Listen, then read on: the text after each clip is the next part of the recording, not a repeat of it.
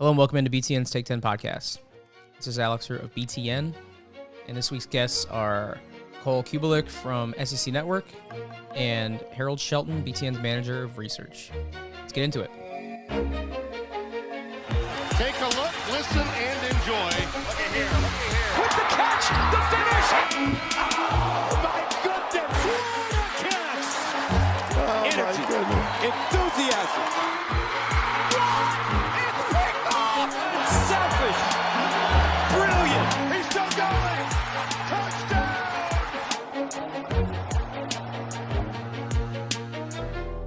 All right, the first guest is Cole Cubelic, like I mentioned.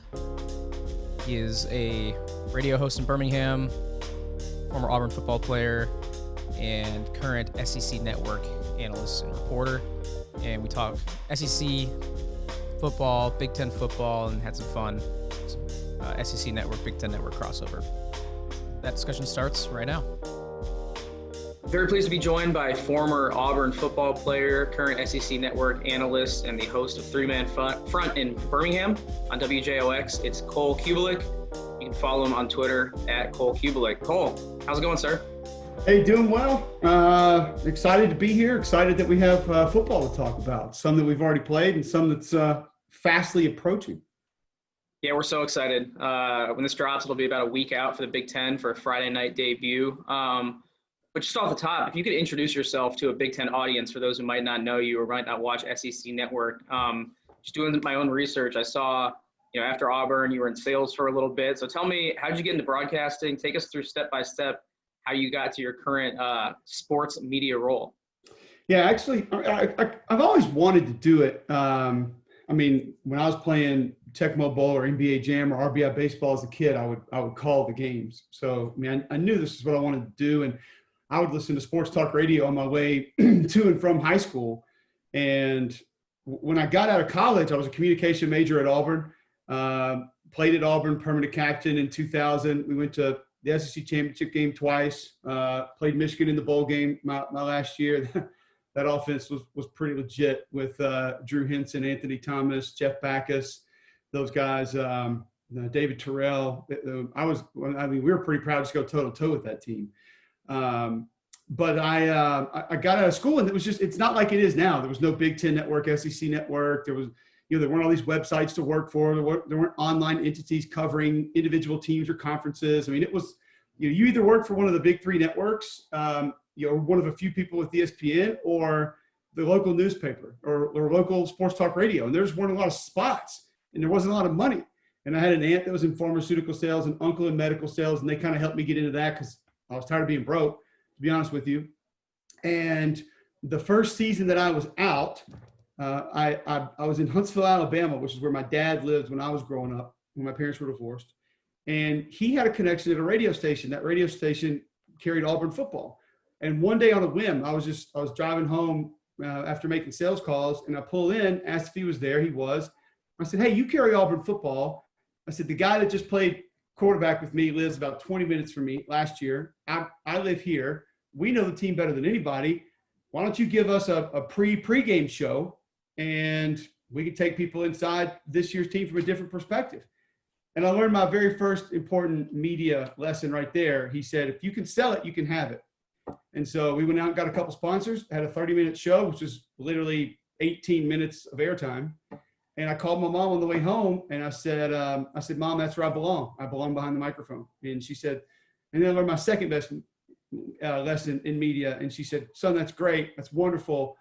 Don't give up your day job. Make sure you can make it work before you actually do it." That would take about 10 years to actually be able to piece some things together to do it full time. And then I still had to walk away a couple years in and then came back in. So my first radio gig was in Huntsville on a startup sports station. Had to walk away from that one a few years in. I was calling games on CSS, Comcast Sports Southeast. We did the Auburn replays for a couple of years. And then I got a deal to do the Sun Belt. So instead of doing 2 or 3 Auburn games, I took that to do a full slate of Sun Belt games. I did that with Joe Davis, who's now with Fox. I did it with Joe Block, who does Pirate games, and Tom Dorr, who called a couple of Bulls championships on WGN. So really got my feet wet there. SEC Network came along. I was able to sort of, I wasn't on the front end of it. I wasn't on the first roster that came out. Second or third year in, I was able to kind of squeeze in and get a couple games and just slow climb from there. Now I'm doing radio in Birmingham. I got on the UMP in Huntsville, a different radio station, and that took me down to Birmingham. Been in the Cumulus family since 2014. So life is good. I haven't worked in about 7 years. So yeah, that's an awesome story. I love asking media personalities and sports media types how they got into it. And I did the same thing when I was growing up, calling the Madden games that I would play. Oh, yeah. Like, I didn't really have announcer aspirations, but I still just love doing that, just trying to emulate, Al Michaels and John Madden. So that's awesome. But I do want to get into your current role a little bit, just with all the changes this year. And we will get into some Big Ten SEC talk in just a moment. But I'm curious, what's been different for you this year personally, being a sideline analyst with the pandemic, the precautions, and the just completely different environments on campus? Yeah. Well, first off, the environment, I think, has been as different as anything else because, as you know, whether it's, the Big House, the Horseshoe, or it's a whiteout at Penn State, Big Ten fans, whether it's, hearing Jump Around in Madison, there are some of the best environments in college football, period. Same thing with the SEC, and those have not been the same. I've been outside the SEC a little bit as well. I did a game at Ames at Jack Trice Stadium. I've done a game at Auburn, did a game at Lexington, did a game in Nashville at Vanderbilt, and it is just, it's not the same. It's not even close. Now, some places have done some cool things to make it a little bit better than you would have thought it was going to be. And I'm glad that it hasn't just been hollow and completely cavernous, because I do think that has helped a little bit. At least you get some sort of a reaction. You can feel momentum shift maybe a little bit. But that's been the biggest difference for me, is teams can't feed off that. It's not demoralizing for the visiting team. It doesn't make their life more difficult when they come into play. And then the social distancing on the sideline, doing interviews with a microphone on a microphone stand with a speaker, and I'm 6 feet away, wearing a mask the majority of the time or all the time. That's been very different. But probably the hardest part has been not having my teammates with me. I do games with Jordan Rogers and Tom Hart every week on SEC Network. Saturday nights will be in the morning this week on Kentucky and Tennessee. But that's my road family. That's my work family. And I haven't been with them. And so whether it's talking football, talking about our kids, our social lives, whether it's talking about future plans, whether it's talking about what we want to cover in the game, things we like about certain teams, players, things we see that the others didn't, we don't get that time. At dinner on Friday night, maybe Thursday night, after our meetings with coaches. Not having meeting with coaches face-to-face has been huge, because it's just human nature to be more open when somebody's right there in front of you. And the place that I get my best information is 30, 45 minutes before kickoff, hanging around the 50-yard line in between both teams that are warming up, because they know everything's, the hay's in the barn at that point. So they're not afraid to say, hey, we're going to run a reverse pass on the first play, or watch out for this guy, he's going to have a big role today, or we're not going to run that, or this guy's not going to play today. That's where your best information comes. And so I'm not allowed to go on the field at any point in the game, or really at the stadium, not even at the game, so I'm not able to get that as well. Those have been the big challenges for me so far. Yeah, I feel you. It's been a huge bummer. I don't go to too many game days, but we do get around to every campus, generally in the summer, and meet the coaches, players, and just missing out on that this year, and missing out on the in-office interaction, the water cooler talk has been, really a bummer. One, I guess, difference for me personally in the preseason, I have watched way more SEC this year so far, with the Big Ten on the hiatus. So give a Big Ten fan like myself, or anyone who's listening, who might still be, despite the increased exposure, might still be a little ignorant what you guys got going on down there, an overview, a breakdown. Obviously Georgia, Alabama look legit. I know Ole Miss looks pretty feisty under Lane Kiffin. LSU looks like they're taking a pretty big step back, losing some guys. So what's the 30,000-foot overview for us Big Ten fans? Oh, if you're not really into it, I would say tune into CBS at 7 o'clock Saturday night, 8 o'clock Eastern, and you'll get every single bit of it. Because this Alabama-Georgia game is going to be unbelievable. One of the best offenses in the nation, probably the best collection of NFL talent on offense in the nation, even if it's not the best offense.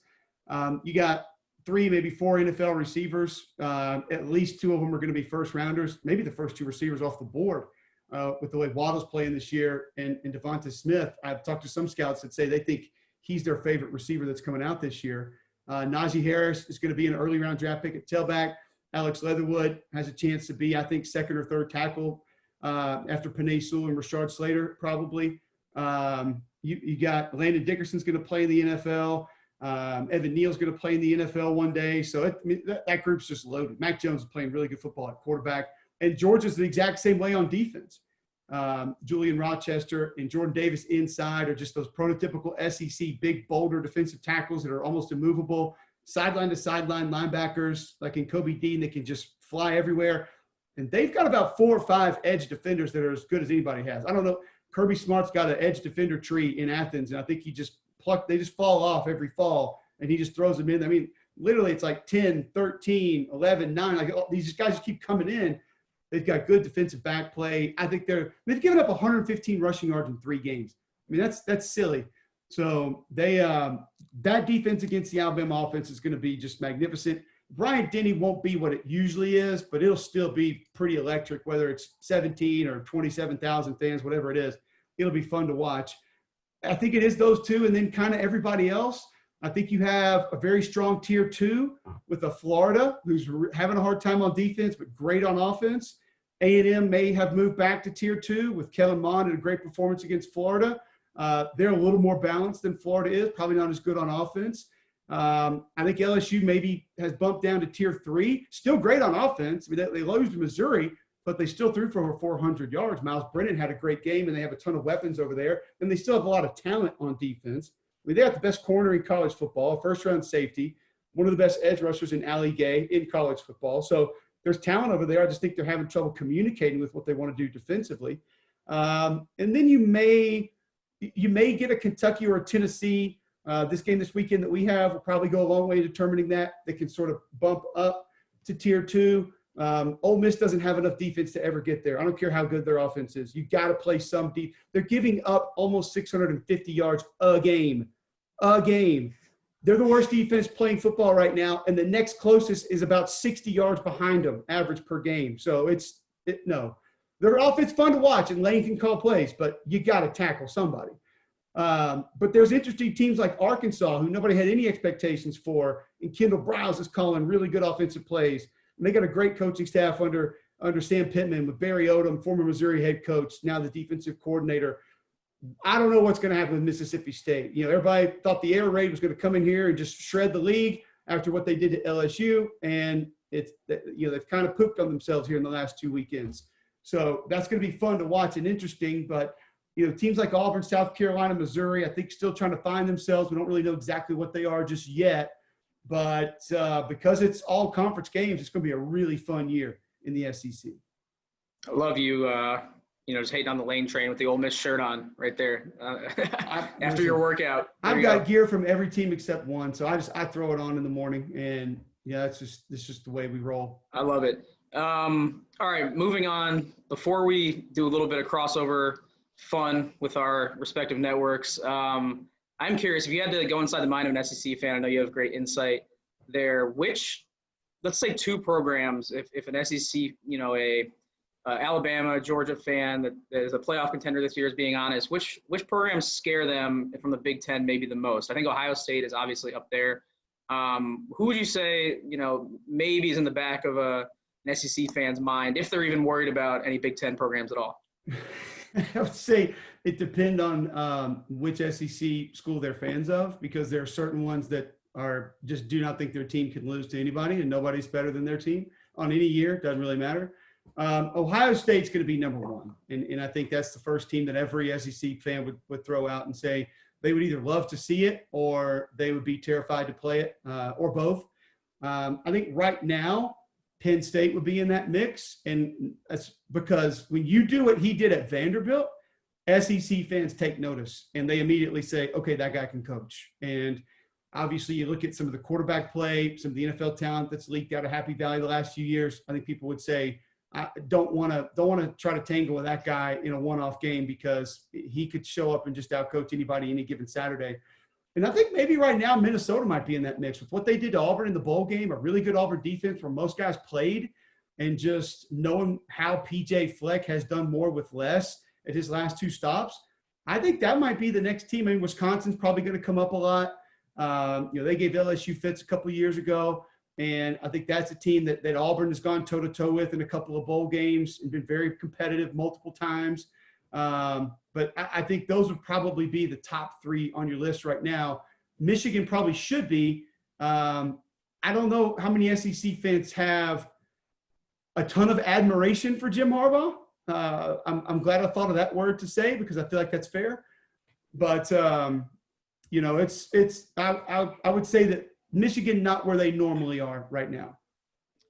I would thought of a little exercise we could do, and playing on some of the football aspects of our discussion. I'll start off here. If we could pick 5 guys from each other's network, so you pick 5 guys from yours, I'll pick 5 guys from mine, and I'll lead us off to compete in an NFL combine style competition. So you guys, I'm sure, have plenty of former football players.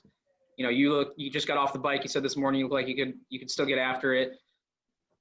I will select the first 5, and you can take whoever you want on your guys' payroll. So for an NFL combine style competition, we're talking bench, your shuttle run, your 40s, all that. I'm taking my guy Joshua Perry from Ohio State. He's a great linebacker there. Taking another Ohio State linebacker, James Laurinaitis. He looks like he can still get after it. Kenny Bell, a new addition at BTN, who was a really great receiver at Nebraska, speedster. Howard Griffith, kind of an old head, but he got it done in Illinois, 2 Super Bowls under his belt. And then another guy just welcomed back to BTN, Anthony Herron, who was a stud at Iowa. So those are my 5. Yeah, Cole, I'm putting you on the spot a little bit, but I'll let you have at it. I feel sorry going Anthony Herron because that's, now you're bringing in the old man that you think could be, I feel like he's going to let you down there. But, hey, I'm sure he'll give good effort. I'm going Chris Doering, number 1. He's an older guy, but he's a workout freak and is in better shape than anybody at maybe any network. I'm going Tebow just because I think the pregame speech were probably off the charts. And, the guy's still working out like he's playing in the NFL. I'm going Jordan Rodgers because he's young, still athletic, and still stays in pretty good shape. I'm going to go Roman Harper, who just joined on because he just stepped out of the NFL like last year. So he's got to be in pretty good shape, right? I can't go Stinchcomb. I can't go me. We're too beat up. We're too old. I don't think that I was trying to think of the crossover sports, and I thought about Chris Burke, who played Major League Baseball. I know he's a big workout guy, so I'm probably going to reel him in. And because if we had to go with another football guy, like maybe DJ Shockley could be okay, but the rest of us are just kind of old and beat up, man. I don't know how much damage we could really do. I'll have to shoot Anthony Herron a text after this and tell him about your slander. Tell him I said it. It's fair. It's not slander. It's fair. It's fair commentary. We'll have some fun with it. We'll create a little graphic after this and let the fans decide who would win in that competition. All right, last thing, Cole. Some quick rapid fire Big Ten SEC opinions or comparisons from you. The first one is a hypothetical situation. I don't know if this would ever happen, but say we have a dinner party, got 3 Big Ten coaches, 3 SEC coaches. Who do you want at that table? And who do you think would make for the most interesting discussions over dinner? 3 Big Ten coaches. It's got to be Harbaugh, number 1. I want Ryan Day there because I don't feel like nationally we know him well enough yet, and I think he's an amazing coach, and I want to get to know him. I want to get to know him better. Number 3, I'm thinking probably PJ, maybe Pat Fitzgerald, just because, I watched him play. Like he was a guy that I watched him and Darnell Autry, go to that Rose Bowl when I was in high school, and I love the way he played. So I'll probably go Pat because I don't think he gets enough run either, and I want to hear more from him. And in the SEC, I'm going to give you a sleeper that you probably wouldn't think about. So it's probably going to be Leach and Kiffin because that's going to be the most entertaining. I think Sam Pittman would be great, but your sleeper is going to be Eli Drinkwitz at Missouri. And not a lot of people have a chance to know him, talk to him yet, but he dry sense of humor, sarcastic, funny guy, self-deprecating. I think Eli would sort of steal the show if fans had a chance to sit dinner and hang out with him, because he's somebody that's very enjoyable to be around. Yeah, as a Illinois grad, Mizzou, at least in basketball, is kind of our rival. And when they introduced him at the basketball game this past winter, I didn't know much about him. I was the same way, so I would definitely sign up for that. All right, last rapid fire questions, Cole. What is your favorite SEC stadium and favorite Big Ten stadium? All right, I'm going to go outside of Jordan-Hare Stadium where I played. It's got to be Tiger Stadium, Death Valley, Baton Rouge, Louisiana, where LSU plays, especially if you get a night game there. It's just, I mean, having played there twice, undefeated there, by the way, and just being able to witness it as a player and as an analyst, it's really special, and there's not another place like it. Favorite Big Ten stadium. The problem is I haven't been to enough to experience what I want to be able to choose. So I'm going to say that the Horseshoe is number one on my bucket list, but I really want to go to Madison, and I really want to go to the Big House. And I'm a little bit embarrassed as a real college football person that I have not been to those places, but they are on the list, and I'd love to call games there, much less just go as a fan. But yeah, there's a laundry list of Big Ten schools that, like, I would rather visit Northwestern's facilities, I think, than I would actually go to a game. But yeah, I would probably have the Horseshoe one, and Big House is going to be up. I mean, a whiteout at Penn State, like, who doesn't want to go witness that? So yeah, I need to venture above the Mason-Dixon line and take in some more football. That's for sure. I mean, we were talking about biking. I have biked from my apartment to Northwestern's facilities. It's like a spaceship on the lake. It's crazy. It's only about 10 miles. Amazing. So. It looks so good. All right. Favorite SEC mascot, favorite Big Ten mascot? Bucky the Badger's got to be favorite Big Ten. I have family in Watertown, Wisconsin, so grew up around them. They were big Wisconsin fans, so got introduced to him early on with all the logos and the sweatshirts and everything. So I'm gonna go Bucky number one, and then I'm gonna go favorite mascot in the SEC. Like, I'm gonna try to give you an actual mascot. It's got to be Albie. I mean, I'm gonna be a homer for this one. He's won like the mascot national championship like 30 times or something stupid, and I don't even know what you do to win that, but. We're going to claim that as Auburn fans, that our mascot is a multi-year national champion. So, yes, even though my children are terrified of Albie in person, they do love pictures of Albie and seeing him on television. So Big Ten has great mascots. We don't have live mascots. That's the one thing that I wish we could incorporate more. That SEC does that well. All right, uniform from the SEC, uniform from the Big Ten that you like. SEC uniform, I think. The kind of the OG Florida blue is really good. I don't think you can beat that. I already gave LSU love with their stadium, so I hate to do it with their uniforms again, but LSU's uniforms to me are really clean and just tough to beat. Man, when Penn State's all white, I don't know if there's one that's better. I really don't. Most people hate the alternate uniforms, but I love when Ohio State throws in like the gunmetal. Like, those are really strong. But the OG Ohio State uniforms, like, you throw a photograph of Andy Katzenmoyer with the visor, and like there's literally like 2 square inches of helmet that don't have Buckeye stickers and that giant 45. Like, who didn't want to be that dude when they were watching, when they were a high school football player, watch them on television? Like, that, it gets no better than that. So those would be at the top of the list for sure. I do remember growing up when I first was kind of introduced to college football on TV. I asked, like, what are those stickers on the helmet? And that always stuck with me as well from seeing Ohio State. And then ESPN does the commercial where it's Buckeye. And exactly. Everybody knows. Yeah. Exactly. Well, Cole, I've already kept you longer than I said I would, so I appreciate your time. Really appreciate you sharing not only your story but your insight into SEC football. Hopefully, there's a bowl game down the road when things are back to normal that our crews can kind of get together and mingle, and we can do this more often. I would love it. Thank you so much for having me, man. And thanks a lot. Look forward to catching up again soon. Absolutely. All right, thanks once again to Cole for joining the show. Really appreciate him. Want to change it up a little bit and get some outside perspectives, new voices on the show. Cole obviously knows a ton about college football, way more than me, and it's always nice to look outward, especially while we're still waiting for Big Ten football. to return. So thanks again to Cole. Next guest, as I mentioned at the top, is Harold Shelton. He is a recurring guest on the show to talk Big Ten football, with it now just being a week away with the Friday night debut on October 23rd.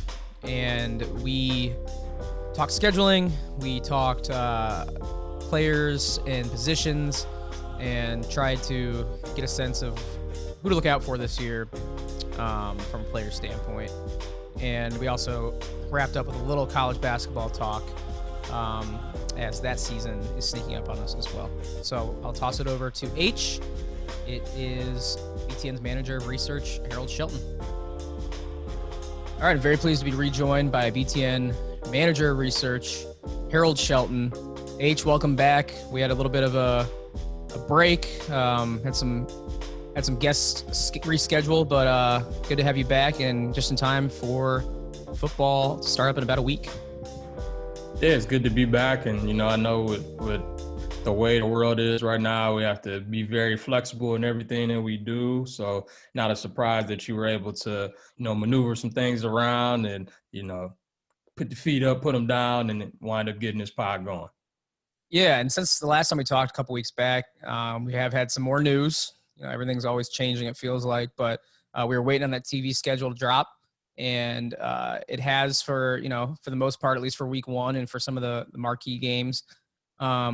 We were able to get a peek at what to expect. So, H, just off the top, what jumps out at you?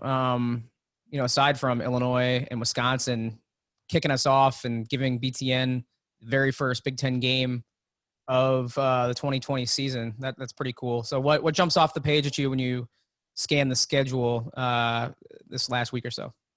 I think that having Illinois, Wisconsin on a Friday, I think will do ridiculous numbers overall. The fact that so many people have been waiting on Big Ten football to come back, to have it on a Friday, where not much else is going on. I believe it's the only Power 5 game on a Friday. So I think a lot of eyeballs will be on that. And then you have the natural look back from probably the biggest upset in college football last year when your guys knocked off the undefeated Badgers at the time. And so I think you can, naturally bring that back. And I think people just kind of want to see what the Big Ten is going to look like. I think people want to see what the post-Jonathan Taylor era is going to look like. So I think that's a good way to kick everything off. Other than that, no surprise that, Nebraska, Ohio State is the big noon game. I think we've known that already. But, seeing Michigan, Ohio State obviously locked into Fox forever, that will always be, the number one priority for whoever has that contract. So wasn't too surprised by that. I do think Michigan, Minnesota in prime at night will be very interesting. I think those are two teams that are kind of sort of under the national radar, even though people in the Big Ten think they'll be pretty good. I think that could be kind of a measuring stick game, and I don't want to go too far down the road, but I think that the winner of that game gets a lot of momentum for the rest of the year. Yeah, and speaking of those Friday games, it's interesting. One thing that jumped out to me was Minnesota getting 3 of them. I assume that they preferred it that way for them to get that many games. Maybe PJ Fleck wants that national exposure and to keep that momentum going. What do you think about the Gophers? Kind of getting the high school schedule going.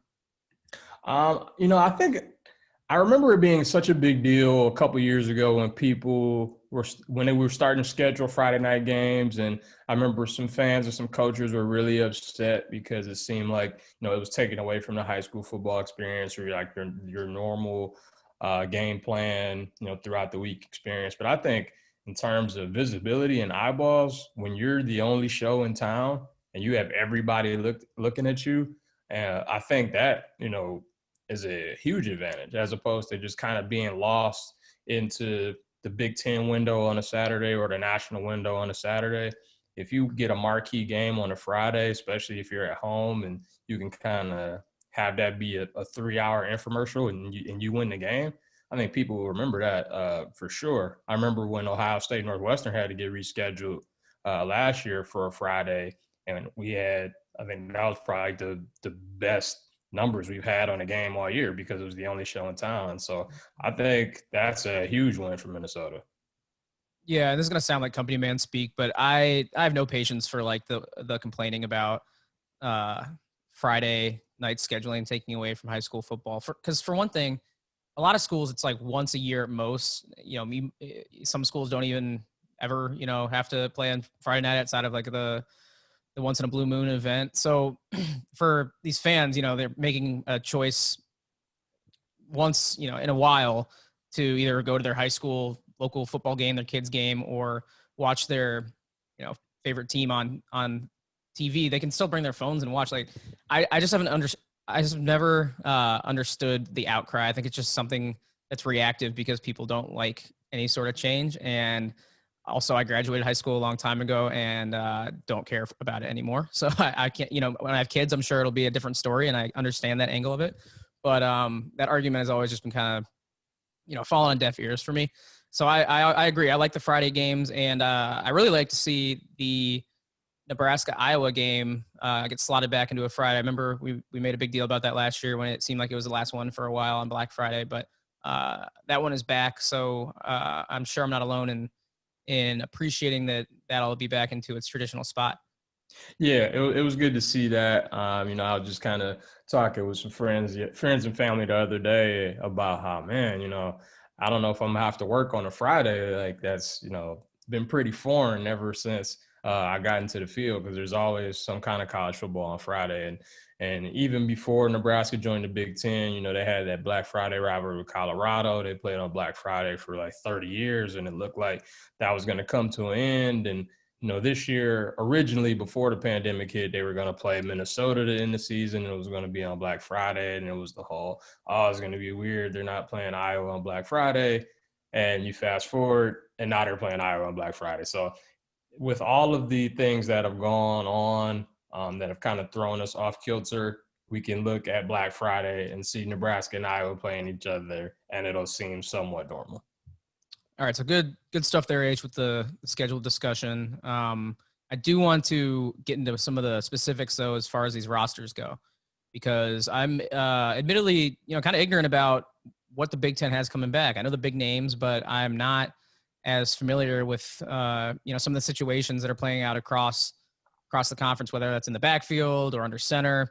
So I need your help here. I know you just sent out your massive, famous preview packet that is well known around the BTN halls. So got that, but I've not had a chance to pour over it yet. So you're gonna have to fill me in and give me the Cliff's notes. So let's do some player positional previews, starting obviously under center with the quarterbacks. And, I know the big names. I know Justin Fields, Tanner Morgan, Adrian Martinez. Who do you have your eyes on this year? Who might be a sleeper and who, might have some challenges as far as either depleted wideout situation or who might be in for, like I said, a breakout performance coming under the radar in 2020?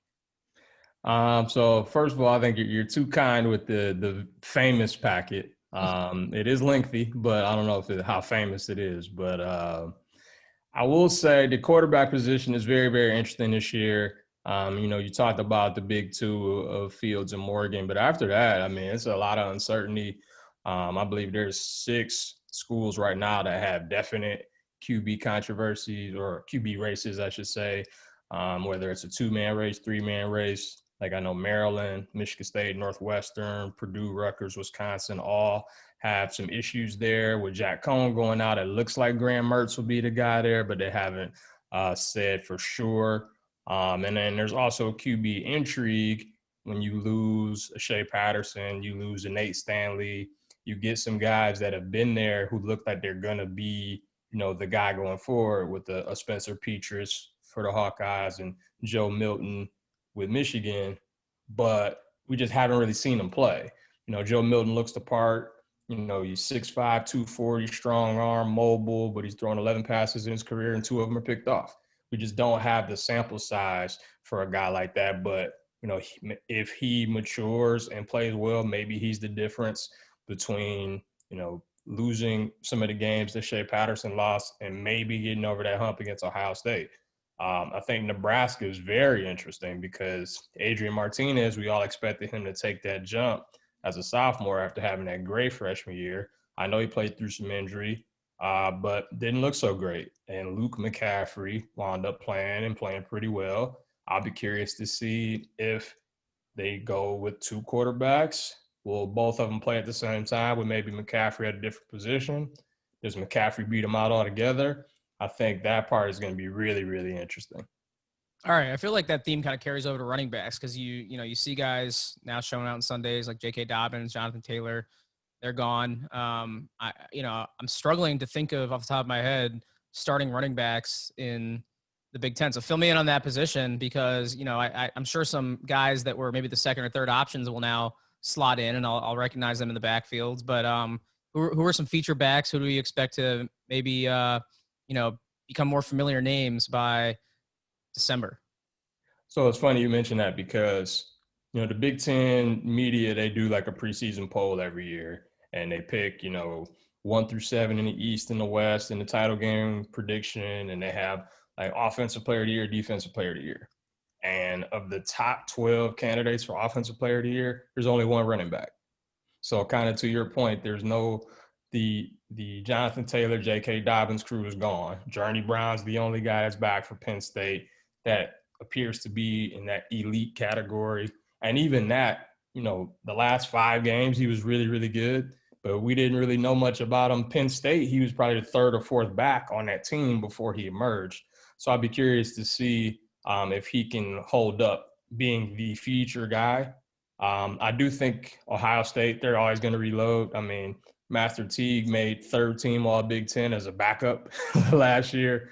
I know he had injury issues in the offseason, so we'll see if they try to work him back in slowly. They also got Trey Sermon, an Oklahoma transfer, but he also had injury issues. So even though Ohio State has a lot of talent there, I'll be curious to see how they manage that. Wisconsin, you wonder what they're going to do there. I mean, they still have Garrett Groshek back. They got Nakia Watson. Both of them played, a decent amount last year. They went back to the New Jersey Well, got another 4-star recruit at running back. So we'll see if he winds up getting the mix, Jalen Berger. But will they go by committee, or will, a freshman like that kind of take the job like Taylor did in week 2 as a freshman? So I think there's a lot of intrigue there. Michigan is loaded at running back between Zach Charbonnet and Hassan Haskins. Both were underclassmen last year. Charbonnet had a great freshman year, so he kind of ran into a wall at the end. But they get Chris Evans back, who was suspended all of last year. He was a big factor for them in the previous 2 seasons in 17 and 18. So they're going to have a pretty loaded backfield. And surprisingly, Elijah Collins is the leading returning rusher in the Big Ten. So he had even more rushing yards than Journey Brown. So it's not your who's who that we're used to seeing, but his league is always has good backs. Mojave Ibrahim being another one who kind of got lost in the shuffle with Rodney Smith coming back. So the league will still be in good hands at the backfield positions. Yeah, I did not realize that about Elijah Collins. That's interesting. So I want to move on to pass catchers now. We'll throw tight ends in the mix as well because I know Pat Fryermuth is included in kind of that collection of returnees that is making the Big Ten, thankfully, a lot more interesting because without Fryermuth and Rondale Moore and Rashad Bateman, some of the electricity definitely would have been sapped from the league this year. But they're all coming back. Hopefully they'll all stay healthy. Then you look at Ohio State's got a great crop of receivers as well. I think Olave is still there, right? Garrett Wilson is outstanding. So they'll be electric as usual. What do you see out of this position across the league, both at wideout and tight end? Who do you expect to light it up in the receptions category? Well, Purdue, they have an embarrassment of riches at the position. I mean, the fact you get the last 2 Big Ten freshmen of the year not are going to be lined up on the same side. The fact that Rondale Moore decided to come back was a big boost for that offense. I think the way Jeff Brom throws it around and a lot of trick plays you see, I mean, I wouldn't be surprised if one of them threw to the other. I mean, they're going to potentially light up the scoreboard no matter who's at quarterback. Rashad Bateman deciding to opt back in. I think he's primed for another huge season. He was second in that media poll for Offensive Player of the Year behind Justin Fields. So I think a lot of big things are expected from him. He's the, Big Ten Receiver of the Year from 2019. So you match that with Rondale Moore from 2018. Got some pretty explosive guys back. And you mentioned Ohio State. They're always loaded at receiver. Penn State, they got Freiermuth, obviously a tight end. Jahan Dotson is a guy I think you should keep your eye on. He averaged about 19 yards a catch last year, and that was with KJ Hamler on the team. So he kind of went under the radar because of those other two, but I would certainly look out for him. And I like Whop Phillier a lot. He kind of gets lost in the shuffle there, but that Indiana offense should be really good with Penix throwing him the deep ball now. Still got Stevie Scott, so you can't put all of your attention over there on Whop. I think Whop can have some big games. He had about 3 or 4 games last year where he had 10 catches in those games each. So I think Whop could be a guy who could break out if Indiana has another good year. Yeah, Amir Smith-Marset is another guy who, is very talented, and it's like, who's going to be throwing him the ball. It's going to depend on, some of their production is going to depend on the gunslingers under center, just like at Purdue. And, it's interesting because we bring up the Penn State guys like Freiermuth coming back, but Micah Parsons is not coming back. He has opted out. So going to the other side of the ball now, I want to know who we should look out for as defensive game changers this year. We don't have to go position by position, but I do want to know, it's not like we get a Chase Young every year, but who's going to be a big-time playmaker, maybe an Antoine Winfield type, A.J. Epinesa, just these game changers on defense that, we seem to churn out year after year in the Big Ten. Well, I think Michigan is pretty loaded up front. I think with Kwity Paye and Aiden Hutchinson in that 3-4, both of them playing DN, I think they'll both make a lot of plays. It went under the radar a little bit last year because the defense wasn't good, but George Karlaftis for Purdue, I mean, as a true freshman, he was a monster. He got in the backfield constantly, and he was up there with the Chase Youngs and the A.J. Epinesas and the Kenny Willekes's and the Yetur Gross-Matoses for tackles for loss, and that's as a true freshman. And it's not like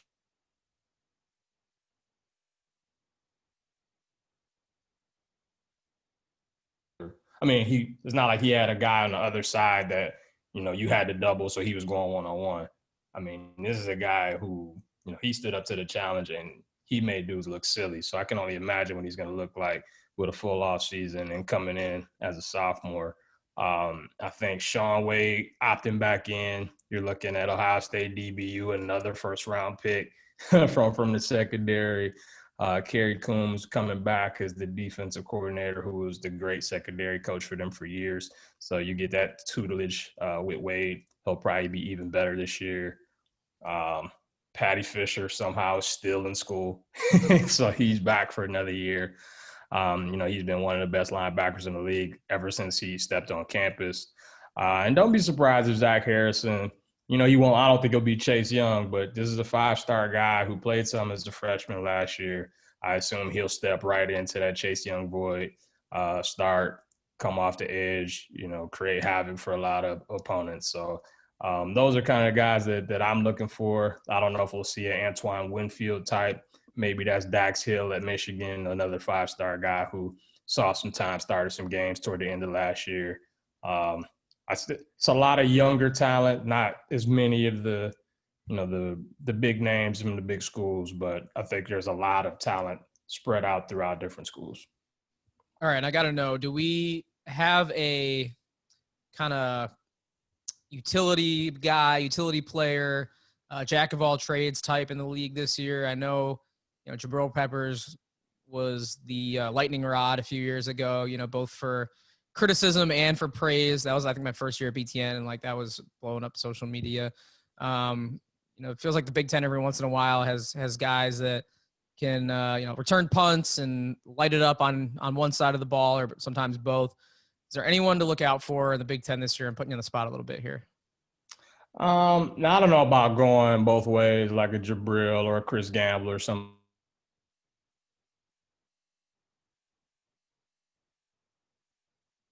Teams, in addition to doing his thing at receiver. This is a guy who was a Paul Hornung Award winner in 2 years ago. And so we saw his impact. He's super hard to tackle in the open field. He's a guy that runs great routes, always seems to get open.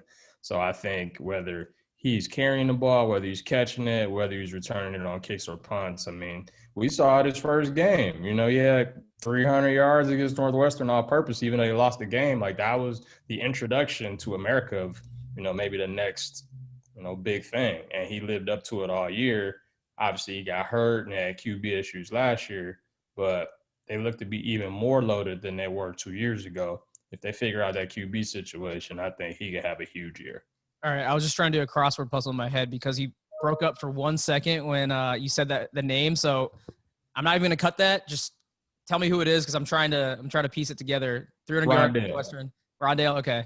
I was going to say first game. That adds up. I remember that vividly under the lights. I think it was a Thursday night for Purdue. Yeah, so. Internet issues. Yeah, Thursday night against Northwestern again. That same thing we talked about. When you have a game and you got the bright lights to yourself and all eyes are on you. If you do well, your team does well. Everybody remembers it, and that's a perfect case. Hey, first world problems. It's probably our biggest hurdle in COVID era is any Zoom lagginess, but it's all good. Before we wrap up, H, I do want to pivot to basketball a little bit now that we've got our eyes on some names for football. Basketball, it's moving in chunks. It feels like we get some news dumps every so often. We know a little bit more than we did a couple weeks ago last time we talked. And I just want to get your thoughts on some of the schedule developments or at least rumors that we have heard. It's funny now, the word that's hot in the streets the term is MTEs, the multi-team events. College basketball for some reason just loves slapping these acronyms together and then it becomes part of the vernacular. So how are you feeling about these MTEs and potentially Big Ten schools either going to Orlando like your Spartans are instead of the Champions Classic in Chicago or hosting themselves on campus? Yeah, it's definitely going to be different. Like I saw Nebraska was hosting one on campus. And I feel like the fields are still trying to get sorted out. There's been a lot of fields that have changed. Like I know Michigan State was supposed to be in the Orlando Invitational, and now it's going to have Gonzaga in it, and it was going to have Auburn and Xavier, and they wound up pulling out. And now it looks like these Orlando tournaments are going to be no more than 4 teams per tournament instead of the traditional 8. So I think you're starting to see like some things kind of get moved around quite a bit, which is crazy considering the season's like in 6 weeks. But, COVID era, we have to adjust on the fly, is what it is. Sioux Falls appears to be the place to be for college hoops, more so than Orlando even. Ohio State's going to open the season there with Memphis. That I think it's called the Falls Crossover Classic now, which replaces the Battle for Atlantis.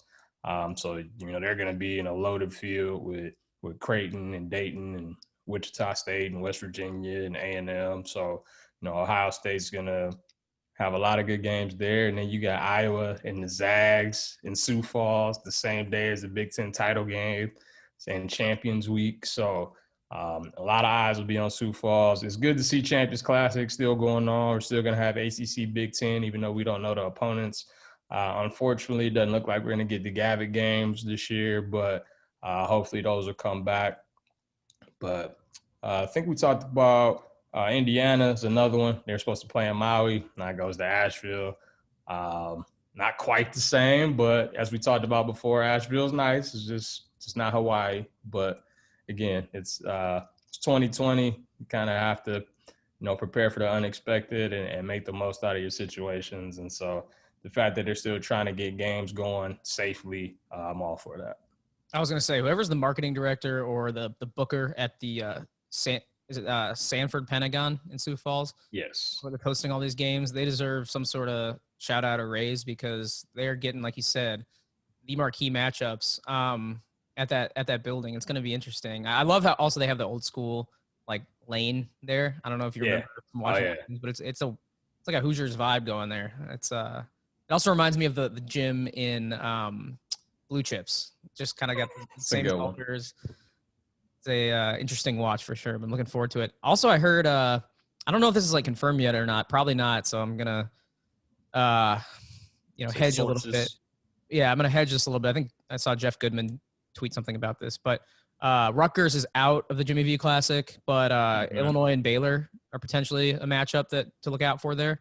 That would be awesome if you get Baylor pretty much everyone coming back, Illinois pretty much everyone coming back. Could be a top 10 early season matchup. So I hope we get to see that. That'd be sweet. Yeah, that'd be awesome. And kind of in the same vein with Iowa and the Zags, you get a couple of top 10 teams where you need some games. And hey, if we can make it work, let's make it happen. And I like the fact that these teams know they want to be battle tested and they're looking for challenges. Obviously, the Big Ten is going to be a little different because you have a 20 conference game schedule. Other teams have 16, so they need to fill more games out. But I do like the fact that even with the 20 game schedule, teams are looking to try to get marquee matchups instead of just getting the local school down the road to try to get an easy win. Yeah, I know Arizona's return to Illinois got pushed back a year, so I think that we're looking to fill some sort of marquee slot. So that'd be good. And yeah, it's going to be if there's any silver lining to the situation, I think it's just the